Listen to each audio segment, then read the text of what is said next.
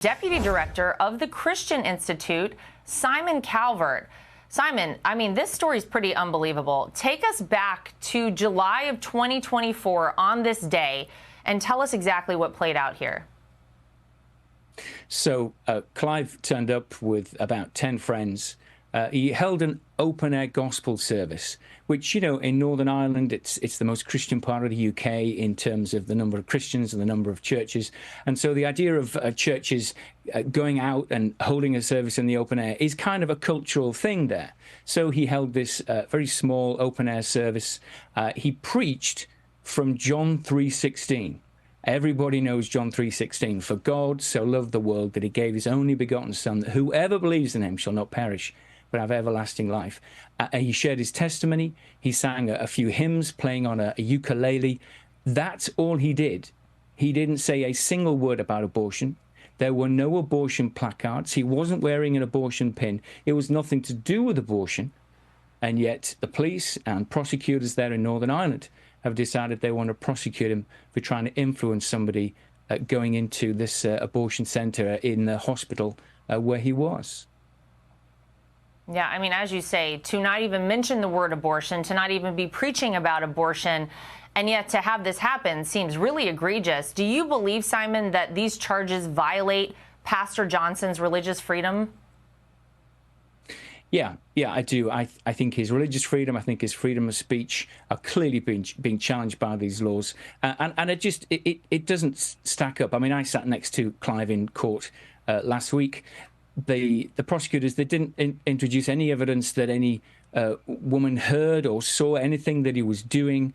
It came out in the evidence. It couldn't be any clearer now, really, that Clive is being prosecuted for preaching the gospel. It's as simple as that. So, yeah, we've brought in some of the best lawyers, and they'll be arguing in court that Clive's human rights are engaged.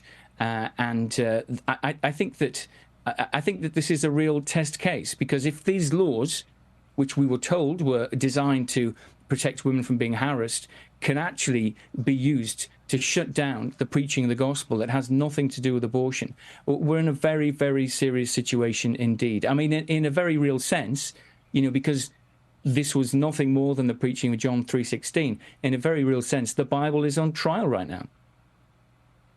Wow. And you know what? For people who maybe haven't been following what's gone on in the UK, this is actually not a very unique situation. We've heard several stories out of the UK about censorship.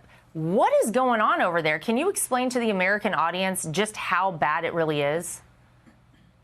So this is the first time anybody's been prosecuted under these abortion laws for preaching the gospel.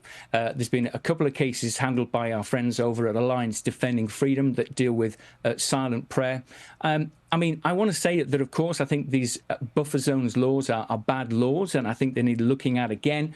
But I also want to say that when it comes to the law in the UK, broadly speaking, the law on free speech, you know, is pretty good. It's certainly better than it is in many parts of the world. The problem we have is primarily a cultural problem.